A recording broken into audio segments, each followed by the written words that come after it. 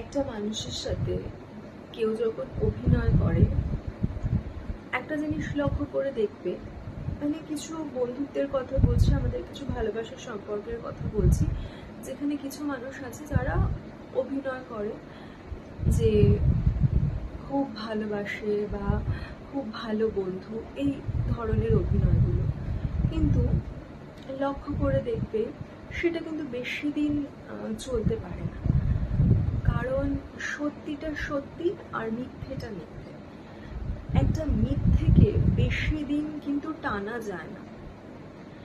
একটা সত্যি কথা বা একটা সত্যি ঘটনা কে তুমি যতই চাপা দেওয়ার চেষ্টা করো না কেন, সেটা কিন্তু প্রকাশ হবেই। এটা ইউনিভার্সের নিয়ম। আমার সাথে হয়েছে, সেজন্য আমি বলছি।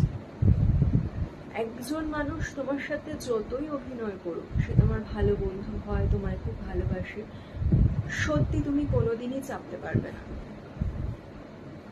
সত্যি যেটা, হয়তো সে অভিনয় করছে, সে হয়তো তোমার মন থেকে কখনো বন্ধু তোমার ভাবেই নি, পুরোটাই একটা অভিনয় ছিল, সে সত্যি তোমার সামনে প্রকাশ পাবেই।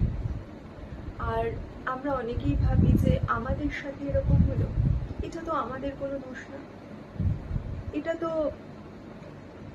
একজন মানুষের মানসিকতা, যে সে সামনে একরকম, মনে একরকম ভাবছে, সামনে একরকম ভাবছে, এটা তো একজন মানুষের খুব ছোট মন আর মানসিকতার প্রকাশ।